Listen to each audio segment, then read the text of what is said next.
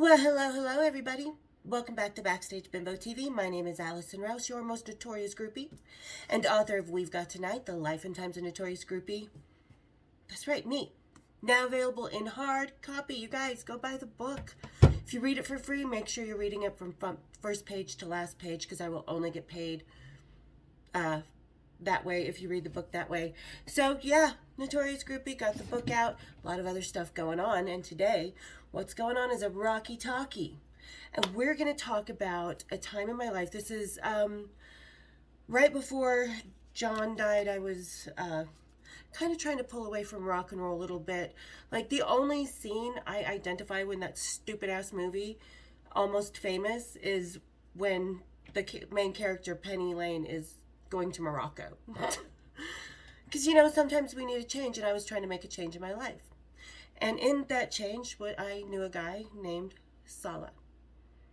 He's a Saudi not crown prince, but Saudi prince. And really great guy. We knew each other for 6 years, and he wandered into my club in Vegas one day. And next thing I know, I'm on the plane to the Middle East, and it really changed my life in a lot of ways. So today, this is Bahrain, where I was going, and today on our Rocky Talkie, we are going to talk about that, about my adventures into the Middle East, and what eventually led to a long-time study of Islam. And to celebrate, I know in Islam they don't drink, but actually they do. They have some of the finest alcohol in the palaces in Saudi Arabia. So we're going to have the Arabian Nights. And I did add a little extra gold luster dust to this today because I just like the sparkle. So everybody, ooh, look at that. La la la la, lovely. All right, grab your Arabian Nights, kick up your heels, and let's have a Rocky Talkie, shall we? Cheers, big ears. Delicious, smooth. I love that. So good. I like rich flavored drinks. Like I like my men. So, okay. This was, let me look at my thingy here. The date I went, so that was September of 2000. So this was probably the end of August, around my birthday. I just wandered into work one day, normal night, was just heading in and didn't think anything of it. But as I walked in, as you walked into Little Darlings, there was this long hallway, then the bar, then there was a cabaret, the stage, blah, blah, blah. Well, sitting on one of the back tables with one of the day girls, Paige, hi Paige, I love you, girl, was Salah. This man that I had met, I had known for 6 years through another non-rock lover of mine that I had for a lot of years, really amazing guy. So he had been friends in college and stuff with Salah, and that's how we met. Every time we'd go to London or something together, or to do business somewhere, we'd always meet up with Salah in the UK and have dinner and stuff, and Salah and I always got along. So when I walked in and I saw him, I was like, oh my God, Salah, I haven't seen you in forever. How are you doing? We just started talking and stuff, and he was like, are you working? I'm like, you know what? I don't feel like working. He's like, well, why don't we go out to dinner? Okay. And it really did. It sounded so much more better than working on a Tuesday night. Tuesdays were always slow, and with Deja Vu, it was always 2 for Tuesday, so every dance was 2 for the price of 1. And if you've watched my dancing vlog that I made about my stripping career, you know I'm not a 2 for 1 kind of girl.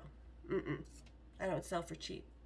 I don't sell out at all. But anyway, we decided, yeah, let's go out to dinner. And we went out to dinner, ended up having a really great time, going for drinks, doing a little gambling, making out a little bit, because he told me somewhere in the night, he's like, every time, I know you guys are going to be around.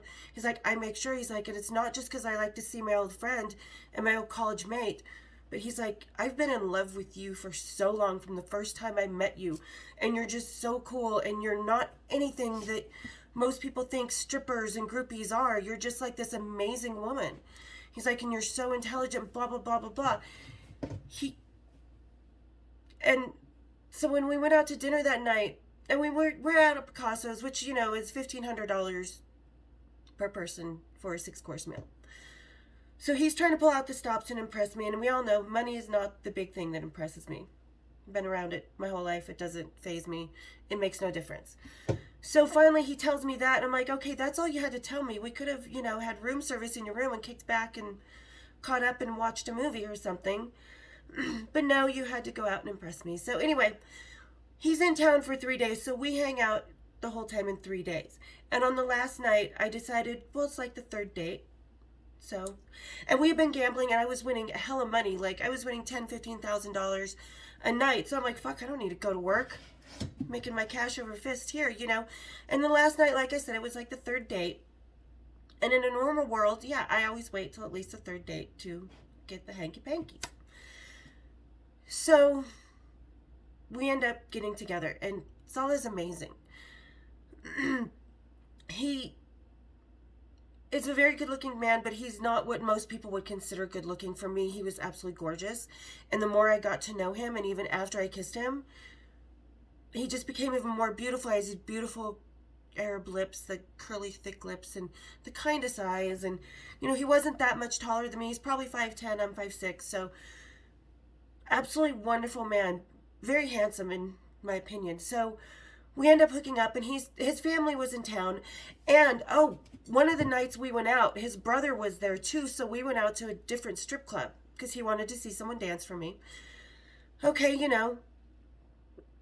And the stripper that supposedly did the last photo shoot of John Entwistle the night he died, this is how I know this bitch. And I know she's more than a stripper. Because when we went into that strip club, we went into the VIP room, his brother was already in there getting a little... We know I don't do that. I've proven it legally. The girls I worked with, we were very respectful of ourselves and our own bodies and our boundaries. Usually nude entertainers are. It's the topless girls that are total whores. Anyway, so he goes and finds a stripper, and it happens to be this chick. And this is before John died. This is in 2000. So this is 2 years. Again, go back to my vlog about signals and signs coming before things happen. So 2 years, I meet this girl, and it's September of 2000, so a little less. But anyway, so she comes in, and she's like trying to get my clothes off and trying to touch, and I'm like, no. And Solid can see that I'm totally offended by this. So he finally is like, stop, just stop. All we wanted was lap dances. We don't want what's happening to my brother over there. So we just left. We ended up leaving. And so, like I said, the last night we hooked up, and him and his family were going to take his brother and his family and the kids and stuff. Solid is single, not married. So they were taking the whole family to Disney World as well. Well, cool. So he's calling me constantly from Disney World. He's like, I cannot stop thinking about you. I cannot stop thinking about you. He's like, I want you to come visit me in the Middle East. You hear about stuff like this. I had been offered a job to go visit the Sultan of Brunei in the Middle East, and fuck no, you don't go visit. I'm not going to be part of a harem. My mom kind of freaked out when I told her because she thought for sure I'd be part of a harem. But Saul is not like that. He's a very decent, respectful, kind human being. And solely into me at that moment in time. There was no marriage, nothing else. So after a couple of weeks going back and forth and him calling, finally I said, okay, book the ticket. So let me do this. I'll put up all these pictures that I have up at the end of... I have to figure out how to do this because this is my visa into Bahrain. Because Salah had a place in Bahrain, and Dubai, and Saudi, London, couple other places, and for legal and safety reasons he flew me out to Bahrain. So there's let's see if I can get, I'm just trying to show, okay, the lights on this are not gonna, there we go. So there's part of my visa. I don't want to show everything because it has pertinent information on it. But there we go. There was my visa for the first time into Bahrain, the first time I went to see Salah, which was really amazing because, like I said, it really brought a whole different part of my life. I've always been interested in different cultures and religions and just, anthropology in general. So going over to the Middle East was new to me, and going to Dubai was before it became what it is now. Like, there was no Beyonce or Jay-Z or even Mick Jagger. I mean, Rod Stewart had just, after I left, about a few months after I started going there, and it had nothing to do with me, bought a place in Dubai and stuff. So it wasn't like the Burj Al Arab had just been built. There was not the Burj Khalifa. It wasn't the big burgeoning city. It was just on the verge of that when I went to Bahrain. And Bahrain is more of a sleepy town. And where Michael Jackson went after his second trial, and he actually lived, Salah's estate was right here, and then 2 estates down across the road is where Michael Jackson lived, and this was after I'd gone there. So this kind of tells you what kind of opulence is even in Bahrain and Dubai, you know. And before it was like I said, the big, huge Dubai as most people know now. Hot, trendy, rich tourist center. Not a lot of expats, nothing like that. So we're hanging out and having a great time. He's taking me shopping. Whatever, I'm buying most souvenirs and stuff. And we go on, he tells me the longest bridge in the world at the time connected Dubai and Saudi Arabia. And it went into the East Coast on Dhahran and Hufu is where it met up. And then you could go into the center of into Riyadh. So I jokingly was like, yeah, let's go into Saudi. He's like, what? He's like, you seriously want to go into Saudi? Because he's not your typical Saudi kind of guy. He's more Western, as most of the princes are generally.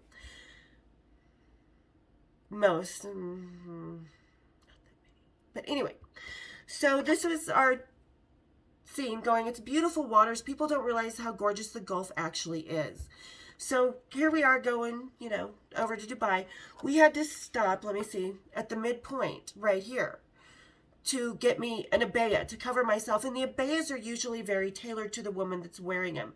And if they're richer, then they get the more expensive, beautifully hand-beaded ones. And there's nothing beautiful about the abaya, but women try to show some sort of independence by the designs on the abayas. So anyway, we go into Dhahran and Hufu. We get a helicopter that takes us into Riyadh, to Kingdom Center, which is like the big, rich building, you know, like Dakota in New York City. So we go there, and, you know, on the main floor there's shops and stuff like that. Then there's offices. Then there's the private residences.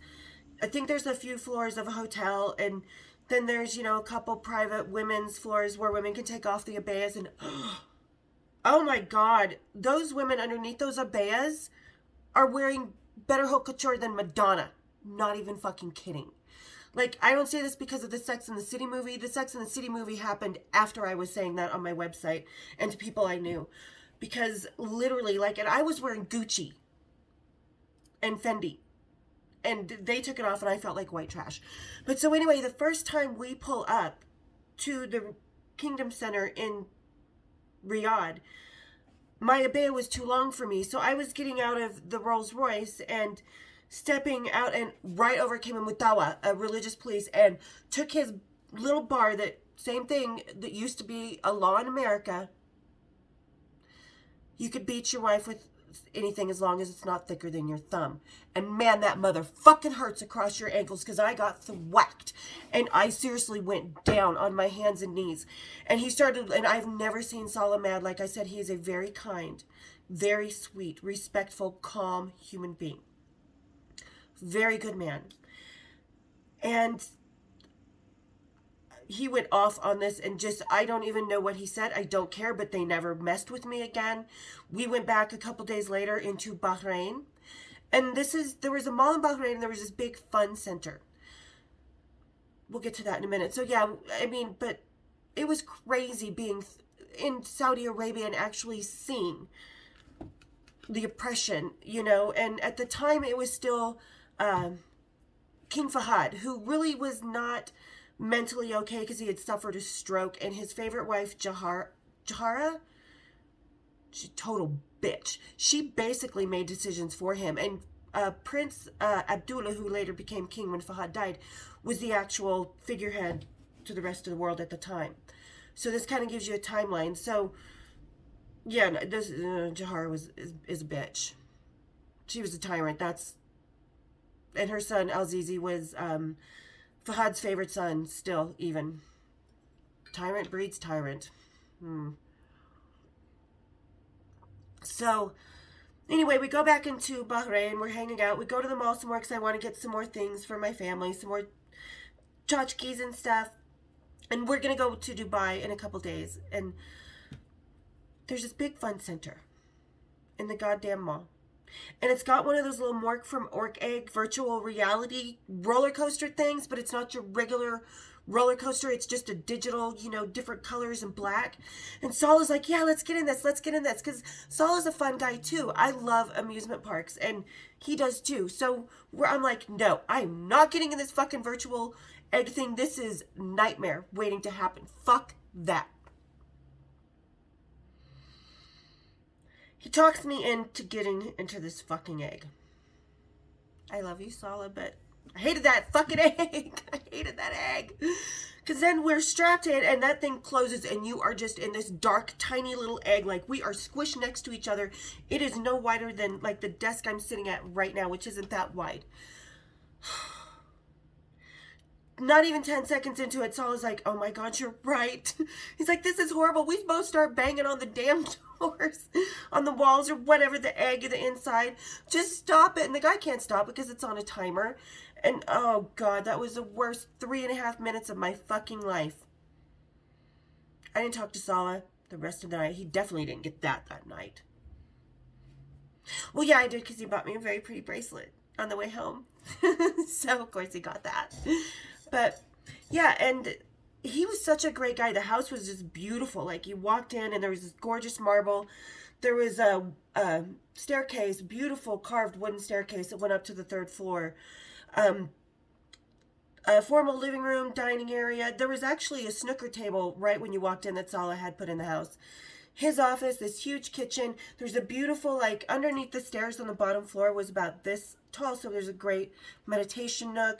On the 2nd floor was our master suite with a beautiful sitting area and its own TV and stuff, and gorgeous, I mean, just a beautiful palatial home. And it really wasn't that huge compared to other homes.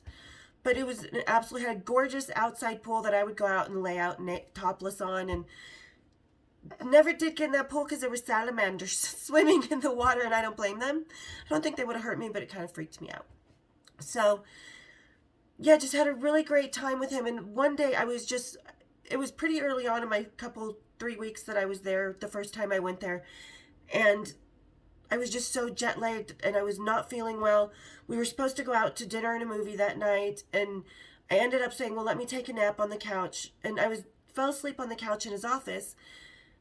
And I told him I wasn't feeling well, so he ended up, my throat was hurting, kind of like it is today.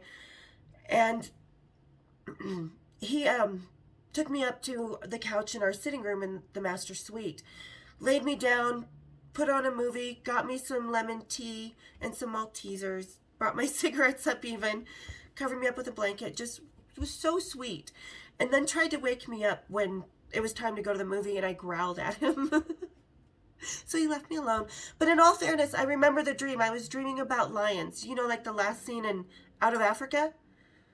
Yeah. So I was growling at the lions. I didn't know he was trying to wake me up. But it was an amazing experience. It wasn't the first time I went. I went back several times. We went to Dubai, stayed at the Burj Al Arab in the presidential suite, had the helicopter right outside our window at any given time. Got to do the falconry, which was fucking amazing. Went out to Dodi Lee's in Sharjah and raced his street legal cars like Bugatti for me. I took the Christian Dior Bugatti. He has a NASCAR built racetrack that we went around. I mean, it was just an amazing experience. And Sala was the one that actually talked me into going to college for art history, because I'm like, no, I'm getting too old. You know, I'm 30. He's like, no, or 29, because it says 2000, but yeah, it was 2000. I was thinking it was 99, but it was 2000.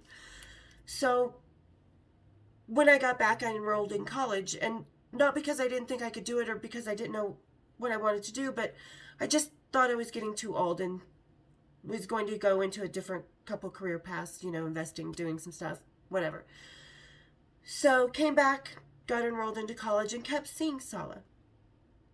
Kept going back to the Middle East, going back to London. He would come to Las Vegas. In fact, one of the times he came to Las Vegas, he forgot my phone number, didn't have his cell phone with him.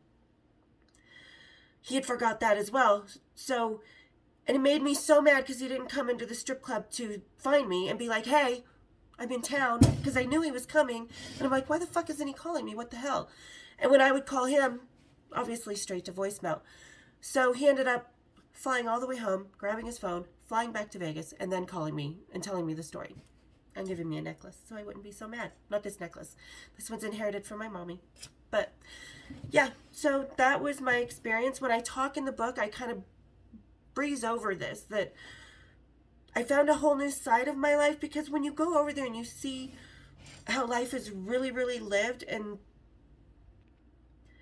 just how different it really is, it really opened my eyes, especially being in Saudi. And, you know, I love men, but I'm also a champion of women. I support and am strong for women when they need me. And I stand behind women, but I love men. I think we're both great human beings, you know, but we each have our separate strengths and our separate weaknesses, or whatever. Some common weaknesses, some common strengths. So going into the Middle East and seeing women so oppressed, into Saudi really, because Dubai, Bahrain, Sharjah, Abu Dhabi, Jordan, because later did go to Jordan and went to see the lost city of Petra, stuff like that. It just really opened up this whole different side of my life. And especially, I had spent my life on private planes, but wow, going to there and in your 5-star hotel suites with men that they're very rich, because rock stars are rich. But Saleh just brought a whole different level to my life with that.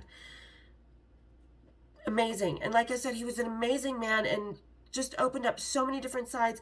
I did start studying Islam, so I understand Islam in a different way. There's, just like Christianity, there's different sects. You have Wahhabi, you have Shia, you have Sufism, which is more the Muslim mysticism, you know, more the Kabbalah to Judaism kind of type thing. So he just really brought so much into my life. How could you not enjoy that kind of relationship and enjoy a man who treats you like a queen, literally, and who doesn't let anybody hurt you, and that you're safe with? And then, like I said in the video with the signs, you know, when I came back, this is when my luggage got lost the first time, because I had a 24-hour layover in Amsterdam on the way. Thank you, Saleh, for that, because he knows I love Amsterdam. And on the way back, I had another 24-hour layover in Amsterdam, so I could hang out and go to Rex Museum and smoke my weed. But my luggage got lost because Schiphol had to cancel flights because of noise pollution. It's a fucking airport. What do you expect? So here I am stuck in Amsterdam, another 24 hours. By the time I got home, my luggage didn't come home for another week, which freaked me out because it had, you know, one of the diamond bracelets, which I don't know why I put it in my luggage then. I usually carry my jewelry on board. So, yeah. Lost the luggage, came back a week later, and my life was changed. Like, that opened up different doors for me to finally step through and get over my fears to go to college. To really step away from rock and roll and try something different and try a different man. And I had, you know, with a couple other really amazing guys that were not rock and roll. But this time I was really ready to get away from Backstage. I was 29, almost 30 years old. I'd spent literally half my life with the boys. So it was really awesome. And like I said, I kept going. And I'll tell you more about the other times. Going to Jordan, going to Dubai and doing the falconry. And the amazing, wow. Like I said, it was just a whole different ballgame. But yeah, there were restrictions. Like I couldn't just go on the beach in my bathing suit or stuff like that. We couldn't hold hands in public and walk down the street. If we were caught having sex, we'd both be in deep shit. But he was also a prince and had diplomatic immunity. That's a huge plus to dating someone like that. But no, just because he was an amazing man, still is an amazing man. I adore the man to death. But yeah, there's my party into the Middle East. I'll post some more pictures down here for the end of the video for you guys to see. Had a Amazing time. Still love going to Dubai and Bahrain and Sharjah, one of my favorite places to go because it has a lot of great memories. So, alright guys, there's this midweek Rocky Talkie, so why don't you go ahead, hit that like button, hit the subscribe button, share it, share my videos all you want, and hit the bells. And don't forget, new hard copy, so go ahead, buy the book, you guys. It's really interesting. There's a lot of things that are in the book that I'm forgetting to talk about out here because I don't use the book when I make these vlogs by memory the same way I wrote it. So, alright guys, thanks for tuning in this week. Don't forget, hit the subscribe, hit the like, hit my bells, share me all over the place. See you next week.